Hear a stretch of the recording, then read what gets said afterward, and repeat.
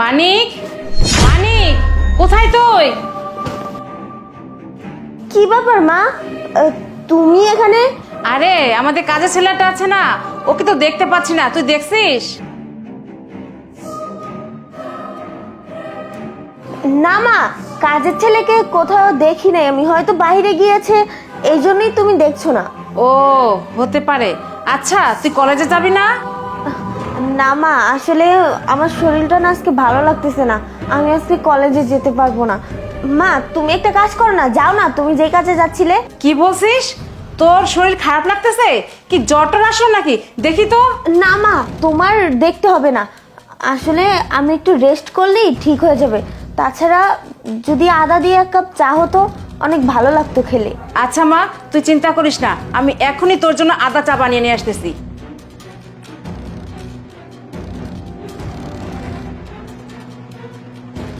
এই ওঠো।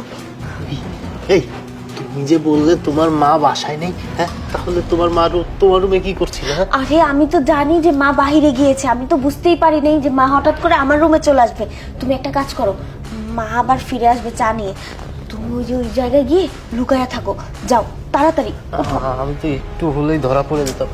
আচ্ছা আমি ওখানে আছি। হ্যাঁ ওখানে যাবা? আচ্ছা ঠিক আছে।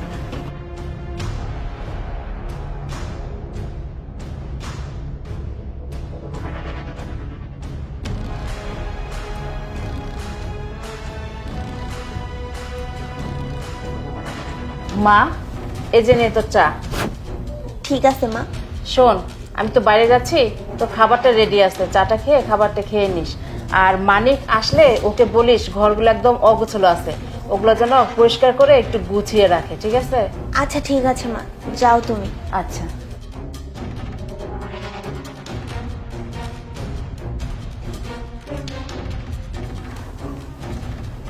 আরে বসে আছো কেন, উঠে আসো না তাড়াতাড়ি।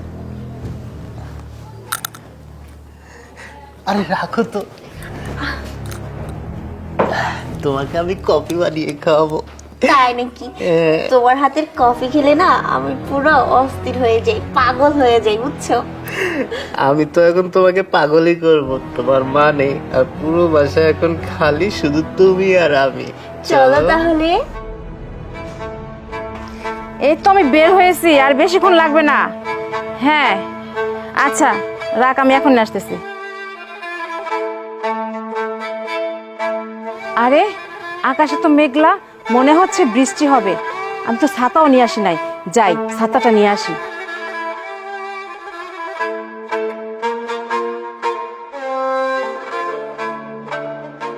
তিশা!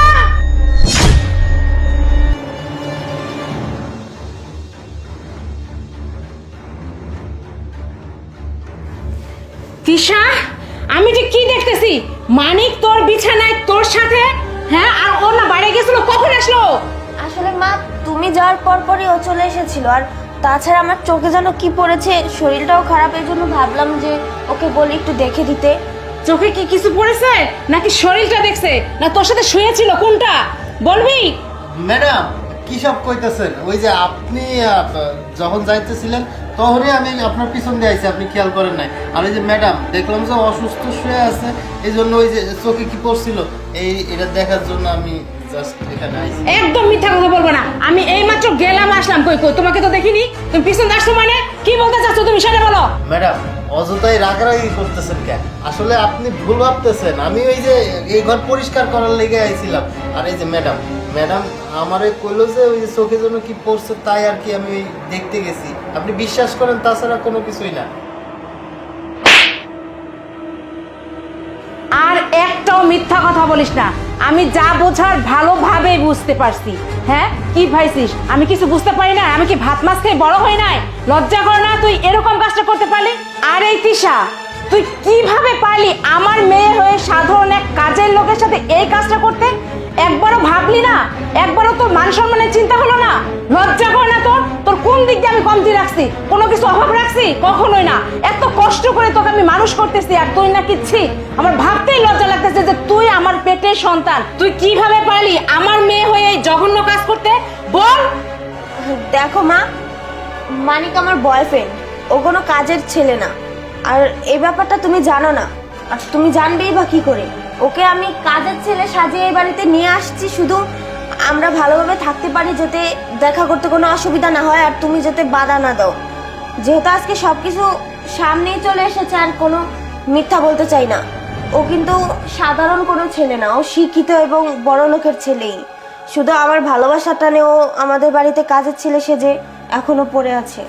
আমি যদি বিয়ে করি তাহলে মানিককেই করব, অন্য কোনো ছেলেকে বিয়ে করতে পারবো না মা। কি বলতেছিস মা? তুই ওকে ভালোবাসিস আর এত কিছু হয়ে গেছে, আমি কিছুই জানি না। তুই তো আমার কাছে একটু হলে শেয়ার করতে পারতিস, আর আমি ভেবে দেখতাম ওর পরিবারের সাথে কথা বলে তোদের একটা বিয়ের ব্যবস্থা করতে পারতাম। কিন্তু তুই সেগুলো না করে আমি তো আচ্ছা যাই হোক, যা হওয়ার হয়ে গেছে, এখন আর চিন্তা করিস না। আমি মানিকের পরিবারের সাথে যোগাযোগ করব, আলাপ করব তোদের বিয়ের ব্যবস্থা নিয়ে, আর যেভাবে হোক তোদের বিয়ের ব্যবস্থা করে দিব আমি। এখন চল। ঠিক আছে মা, চলো।